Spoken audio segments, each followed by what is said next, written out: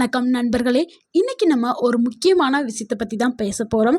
அதாவது சர்க்கரை நோயை கட்டுப்படுத்த உதவக்கூடிய ஒரு 5 சூப்பரான கீரைகளை பற்றி தான் இந்த வீடியோவில் பார்க்க போகிறோம். ஸோ இந்த வீடியோவை கடைசி வரைக்கும் பாருங்கள், ஸ்கிப் பண்ணாமல் பாருங்கள். ஏன்னா இந்த 5 கீரை உங்களுடைய சர்க்கரை நிலையை இயற்கையாகவே குறைக்க செய்யும். எந்த ஒரு சைடு எஃபெக்டும் இது கொடுக்காது. ஸோ இந்த வீடியோ முழுமையாக ஸ்கிப் பண்ணாமல் ஃபுல்லாக பாருங்கள். கண்டிப்பாக உங்களுக்கு பயனுள்ளதாக இருக்கும். உங்களுடைய ஆரோக்கியம் கூட செய்யும். ஏன் சர்க்கரை நோய் இப்போ இருக்கிற காலகட்டத்தில் அதிகரிச்சுட்டு வருதுன்னா, இப்போ இருக்கிற காலகட்டத்தில் 100க்கு 98% பீப்புள்ஸ்க்கு சர்க்கரை நோய் அதிகமாக வந்துட்டுருக்கு. இதுக்கான காரணங்கள் சரியான உணவு பழக்கம் இல்லாததுனால. இப்போ இருக்கிற காலகட்டத்தில் எல்லாமே ரெடிமேட் ஃபுட்டாக ஆயிடுச்சு. நம்ம 5 நிமிஷத்தில் எல்லாமே குக் பண்ணி முடிக்கணும், 5 நிமிஷத்தில் சாப்பாடு ரெடி, 5 நிமிஷத்தில் குழம்பு ரெடி, 5 நிமிஷத்தில் பொரியல், எல்லாமே ஆட்டோமேட்டிக்காக டெக்னாலஜி வளர வளர வளர நம்மளுடைய நாலேஜ், அதாவது சயின்ஸ் விரிவாக ஆக ஆக நம்மளுக்கு நோய்களும் புதுசு புதுசாக வர ஆரம்பிச்சிருச்சு. அந்த மாதிரி தான் நம்மளுக்கு சர்க்கரை நோயும் வர ஆரம்பிச்சிருச்சு. நம்ம பயன்படுத்தக்கூடிய எல்லா உணவுமே ப்ராசஸ்டு ஃபுட்டு. ஸோ அந்த ப்ராசஸ்டு ஃபுட்டை நம்ம யூஸ் பண்ண நம்மளுக்கு சர்க்கரை நம்ம ரத்தத்தில் அதிகரித்து நம்மளுக்கு சர்க்கரை நோய் வர்றதுக்கு வாய்ப்புகளை அதிகப்படுத்துது. அடுத்து எண்ணெய்களை அதிகமாக யூஸ் பண்ணும்போது நம்மளுக்கு இந்த மாதிரியான வியாதிகள் அதிகமாக வருது. ஸோ இதுக்கு நம்ம இப்போ இருக்க காலகட்டத்தில் என்ன பண்ணணும், நம்மளுக்கு வரக்கூடிய அந்த ப்ரீ டயாபெட்டிஸ் அல்லது டயாபெட்டிஸ், இந்த 2 சர்க்கரை நோயுமே நம்ம சரியான உணவுகளை நம்ம எடுக்கும் பொழுது கண்டிப்பாக இதை கட்டுப்பாட்டில் வைக்க முடியும். அதாவது இப்போ இருக்கிற இந்த காலகட்டத்தில் நம்ம இப்போ பார்க்க போகிற இந்த 5 கீரைகளை நீங்கள் ரெகுலராக சாப்பிட்டுட்டு வந்தால், உங்கள் உணவில் நீங்கள் சேர்த்துக்கிட்டிங்கன்னா இயற்கையாகவே இந்த சர்க்கரை நோயை நீங்கள் ஈஸியாக கட்டுப்பாட்டில் வைக்கலாம். இதுக்காக எந்த ஒரு மாத்திரையோ மருந்தோ எடுக்க வேண்டியதில்லை, டாக்டர்கிட்ட போக வேண்டிய அவசியமே இல்லை. நம்ம முதலாவதாக பார்க்க போகிற கீரை என்னென்னா சிறுகுறிஞ்சான் கீரை. இது நிறையா பேருக்கு தெரியாதவங்க இந்த இமேஜில் தெரியுதுல, இதுதாங்க சிறுகுறிஞ்சான் கீரை. நிறையா பேருக்கு தெரியும், நிறைய பேருக்கு தெரியாது.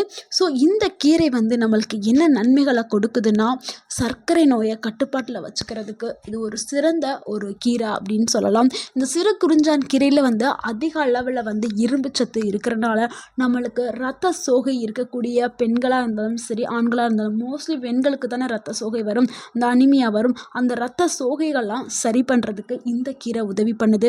அதே மாதிரி 60 வயதுக்கு பிறகு ஏற்படக்கூடிய அந்த பலவீனம், தலை சுற்றுதல், சோர்வு, இது எல்லாத்தையுமே சூப்பராக குறைக்கக்கூடியது இந்த சிறுகுறிஞ்சான் கீரை. இந்த சிறுகுறிஞ்சான் கீரையில் நார் சத்துக்கள் அதிக அளவில் இருக்குது. ஸோ அப்புறம் மலச்சிக்கலையும் தவிர்க்கிறதுக்கு இது உதவி பண்ணுது. அடுத்து பாலிஃபினால்ஸ், இதில் இருக்கக்கூடிய இந்த பாலிஃபினால்ஸ் என்ன பண்ணுதுன்னா, நம்ம சாப்பிட்டதுக்கு பிறகு ரத்த சர்க்கரையை திடீர்னு உயர்றதா தடுக்கிறதுக்கு இது உதவி பண்ணுது. குளுக்கோஸை மெதுவாக உறிஞ்சுவதனால நம்மளுக்கு இந்த டயாபெட்டிஸ் கண்ட்ரோலில் வச்சுக்கிறதுக்கு உதவி பண்ணுது.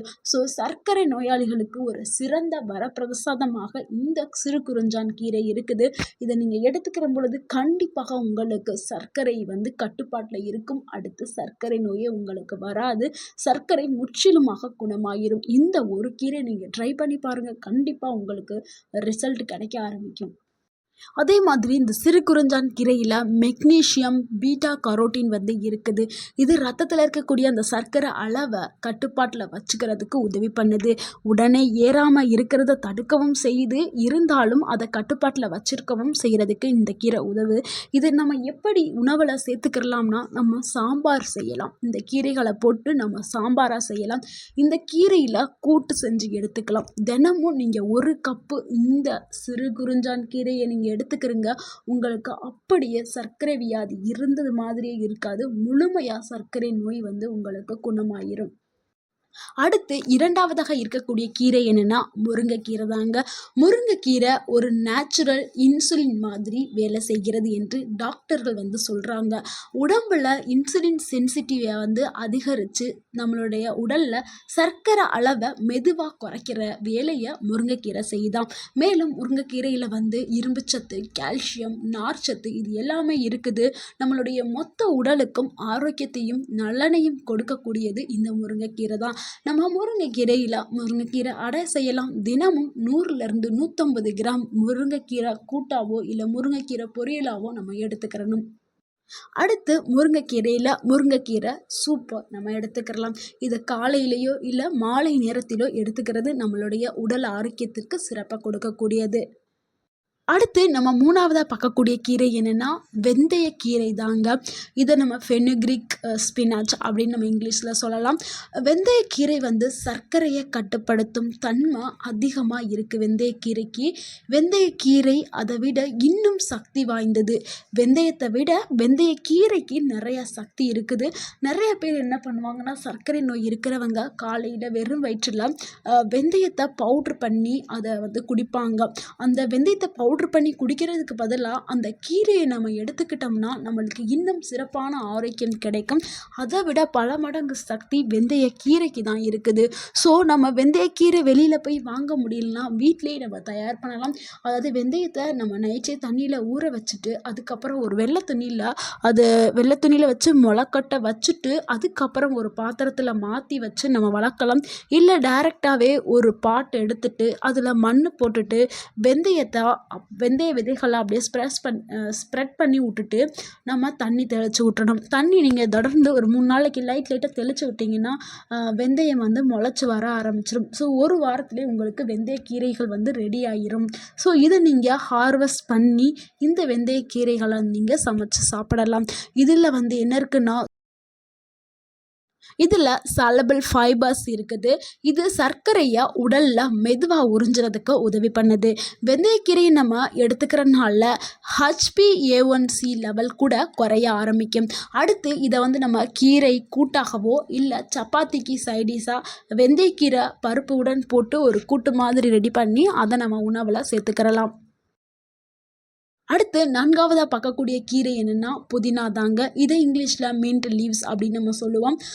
சர்க்கரை நோயாளிகள் இதை சாப்பிடக்கூடாது அப்படின்னு நிறைய பேர் நினைக்கிறாங்க. அது தவறான ஒரு விஷயம். புதினாவை நிறைய பேர் தவிர்க்காங்க. ஆனால் புதினா வந்து ஒரு சூப்பரான ஒரு உணவும் சொல்லலாம். புதினா வந்து ரத்தத்தில் இருக்கக்கூடிய சர்க்கரை அளவு திடீர்னு உயர்றதை தடுக்கிற சக்தி புதினாவுக்கு இருக்குது. மேலும் ஜீரணத்தை சீராக்கி குளுக்கோஸ் வந்து அதிகமாகிறத குறைக்கிற தன்மையும் புதினாவுக்கு இருக்குது. ஸோ நீங்கள் புதினாவை அவ்வப்போது நீங்கள் உணவில் எடுத்துக்கிற பொழுது உங்களுடைய சர்க்கரை அளவு குறைக்கப்படும். நீங்கள் தினமும் 1 கப்பு புதினா டீ எடுத்து நீங்கள் குடிச்சிட்டு வந்தீங்கன்னா உங்கள் உடலில் மிகப்பெரிய மாற்றத்தை நீங்கள் பார்க்கலாம். இல்லைன்னா புதினாவில் செய்யப்பட்ட புதினா சட்னியை நீங்கள் எடுத்துக்கிறலாம். அடுத்து 5வதாக பார்க்கக்கூடிய கீரை என்னென்னா ரெட் அமராந்தஸ் அண்டு சிறுகீரை. அதாவது சிகப்பு கீரைன்னு நம்ம சொல்லுவோம்ல, அதுதான். அந்த இமேஜில் கூட உங்களுக்கு தெரியுதுல, அதுதான் சிகப்பு கீரை, சிகப்பு தண்டு கீரை, அப்புறம் சிறுகீரை. இது 2 கீரையுமே வந்து நிறைய நார்ச்சத்துக்களை கொண்டது. இதில் இருக்கக்கூடிய இந்த பீனால்ஸ் வந்து சர்க்கரையை உறிஞ்சுதலை இயற்கையாகவே தடுக்கக்கூடிய சக்தி இதுக்கு வந்து இருக்குது. மேலும் நம்ம உடம்புல இருக்கக்கூடிய அந்த இன்ஃப்ளமேஷனை குறைக்கிறது தன்மையும் இந்த கீரைக்கு இருக்குது. நம்ம இந்த கீரையை கூட்டு வச்சும் சாப்பிட்லாம், இல்லை அப்படியே கடைஞ்சும் சாப்பிட்லாம், இல்லை இந்த கீரைகளை நம்ம சூப்பு வச்சும் சாப்பிட்லாம். சர்க்கரை நோயாளிகள் இது சூப்பாக எடுத்துக்கிறது மிகவும் உங்களுடைய ஆரோக்கியத்திற்கு மிகவும் சிறந்தது. அடுத்து இந்த கீரைகள் எல்லாமே வந்து எவ்வளவு அளவு சாப்பிட வேண்டும்ங்கிறது ரொம்ப முக்கியம். அதாவது சர்க்கரை நோயை குறைக்க நீங்கள் தினமும் குறைந்தது 1 முதல் 1½ கப் அந்த கீரை நீங்கள் உணவில் எடுத்துக்கிறணும். வாரத்துக்கு 5 நாட்கள் நீங்கள் கீரையை சாப்பிட்டுட்டு வந்தீங்கன்னா 3 மாதத்தில் சர்க்கரையோட நிலை 20லேருந்து 25% ஈஸியாக நீங்கள் குறைக்கலாம். ஸோ முடிஞ்ச அளவு நீங்கள் கீரைகளை வாரத்துக்கு 5 நாட்கள் மாற்றி இந்த கீரைகளை கூட எடுத்துக்கிறங்க. உங்களுக்கு வந்து சர்க்கரை நோய் வந்து படிப்படியாக குறைய ஆரம்பிச்சிடும். அடுத்து இந்த கீரைகளை யாரெல்லாம் வந்து கவனமாக எடுத்துக்கிறணும், அதாவது கீரை வந்து நல்லது தான். சில வியாதி இருக்கிறவங்க வந்து ரொம்ப கவனமாக கீரைகளை வந்து எடுத்துக்கிறணும். அதாவது கீரை அலர்ஜி இருக்கிறவங்க கண்டிப்பாக கொஞ்சம் நீங்கள் பார்த்து தான் எடுத்துக்கிறணும். அதுக்கப்புறம் அதிகமாக கல்லீரல் பிரச்சனைகள் இருக்கிறவங்க வந்து கீரையை வந்து கவனமாக சாப்பிடணும். அதுக்கப்புறம் யூரிக் ஆசிட் அதிகரிப்பு உள்ளவங்க இவங்கெல்லாம் வந்து கொஞ்சம் கீரையை வந்து ரொம்ப கம்மியான அளவு எடுத்துக்கிறணும். நார்மலாக வந்து 1லேருந்து 1½ கப் சொன்னோமா, இவங்க ரொம்ப கம்மியாக தான் எடுத்துக்கிறணும்.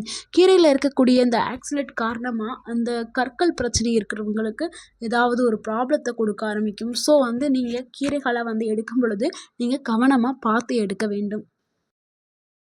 நண்பர்களே, இப்போ பார்த்த இந்த 5 கீரைகள், அதாவது சிறுகுறிஞ்சான் கீரை, முருங்கைக்கீரை, வெந்தயக்கீரைகள், புதினா கீரைகள், சிவப்பு தண்டு கீரைகள் அண்டு சிறுகீரைகள், இந்த